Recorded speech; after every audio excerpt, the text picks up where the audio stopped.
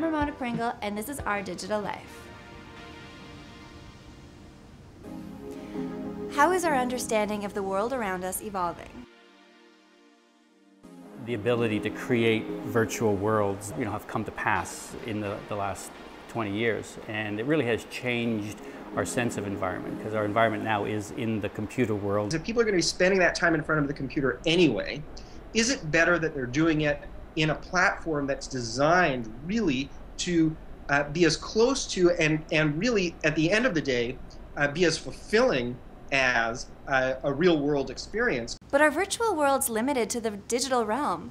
Tom Rand, a clean technology researcher, argues that we're already living in a completely virtual world. That if you're living in a condo on the 30th floor with AC blaring, ordering your food from takeout, that is a fabricated environment. There's an entire ecosystem out there that is beginning to shake. Yeah. And we can keep that at bay for a certain amount of time, but eventually you're going to try to order takeout food and it's going to be really expensive or not there.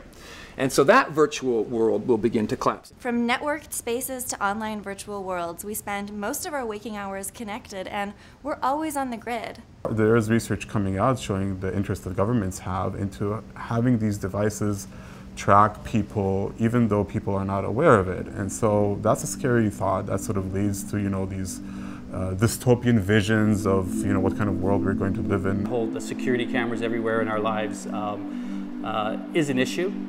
Whether we should have them there, whether the information they're picking up about us, where we are, what we're doing. How do we find balance between the promise of innovation and the protection of our personal space? The big fear is exactly that. The fear is that there isn't going to be any kind of private space that I can say that's my personal space. It used to be that we knew when we were in public and when we were in private, but now it's not so clear. We need to think hard about where we're living and how we're living. All of our advancements in technology should have, and should, as we go forward, bring some responsibility with it as well, in terms of, well, just because you can doesn't mean you should. Clearly, the environment, from our natural resources to the place we call home, to the online worlds we're populating, is a radically different place than it was 20 years ago. And as the landscape of our lives continues to evolve over the next 20 years, how are we going to find balance?